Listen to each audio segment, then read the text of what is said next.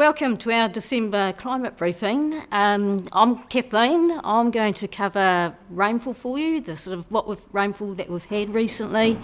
I'll also go over our current state of soil moisture. Rosa will tell you all about river flows. Simon will cover groundwater, and Joe will talk about what the water use has been like recently. And to round it all off, then I'll look at the kind of seasonal outlook for summer. Rainfall for spring was above normal for most of the region, but it ended on a very dry note. November was really quite below normal for most parts of the region. It was around about a third of the average. And that meant that soil moisture levels have taken a dip. They were looking pretty good all through the year, but they've taken a dip now, which isn't unusual for this time of year. They do at this time of year, do take a downturn. But what we're seeing now is that some of them are getting quite well below normal. Down in Central Hawke's Bay, they're kind of in the lowest 10th percentile of our recordings down there. So they've dropped to either be at median levels or below median levels. That wasn't helped by the very hot temperatures we had in November, which meant that potential evaporation rates that we're measuring were the highest that we've seen in a November month since we've started recording, which is only about 10 years ago, but still it was very dry in November. Now by evapotranspiration, that encompasses both evaporation from the ground and transpiration by plants. So that means that the water that we did have got pretty much sucked away into the atmosphere. Pretty much, a good deal of that November rainfall would have just been lost through that mechanism. Average monthly river level flows have dropped since October, with a large number of sites around the region at around 50% of their average normal flows.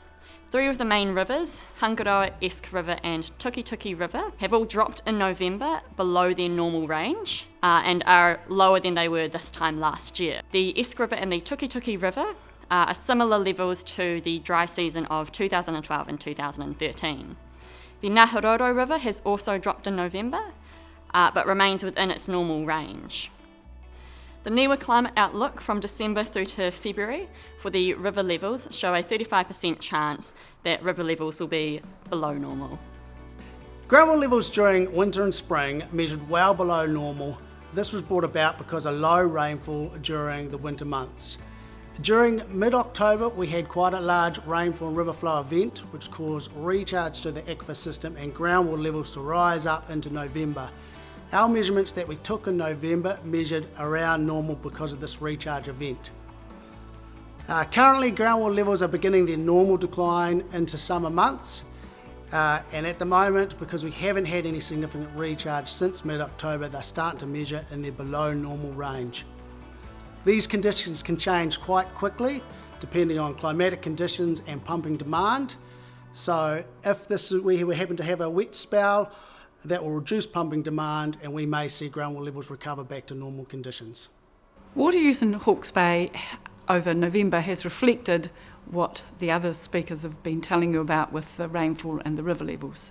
In October, not much water was used at all for irrigation, but in November it has risen quite dramatically, showing totals that look like November 2014 and November 2016. And even the municipal water use has risen in November. If we split it out into Tukituki, we can see that the water use for irrigation has risen to above the highest levels we've seen in the last 6 years, whereas in November it barely went above the minimum level we have ever seen.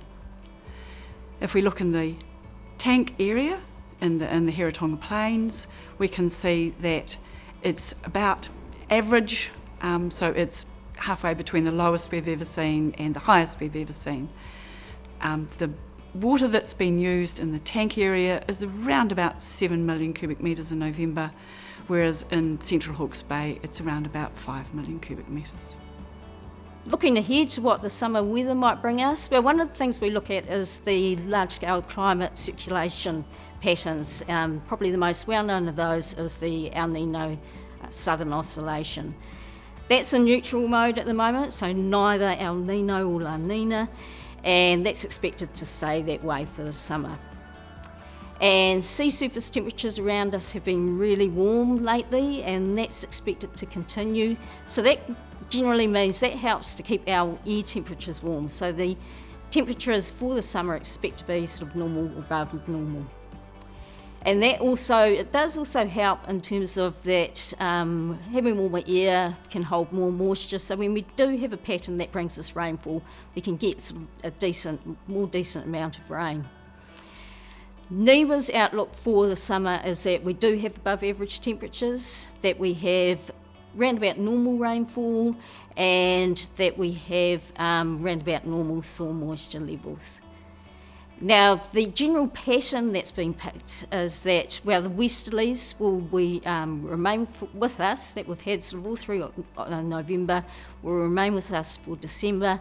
After that, the pattern does tend to change a bit, just the westerlies ease off and we get more of an anticyclonic kind of look to things.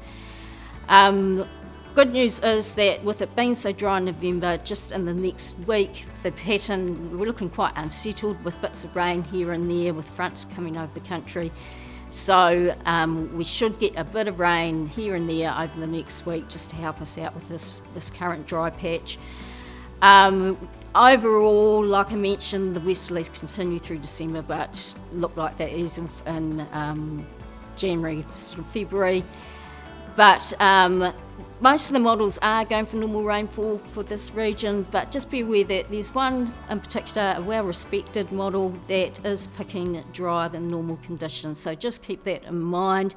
Generally, the pattern is for higher pressures north of New Zealand and lower pressures to the south. And it's just a bit variable amongst the models whether those higher pressures actually extend over the northern New Zealand, including us, and that might bring us a drier period. You can check out our website for more information.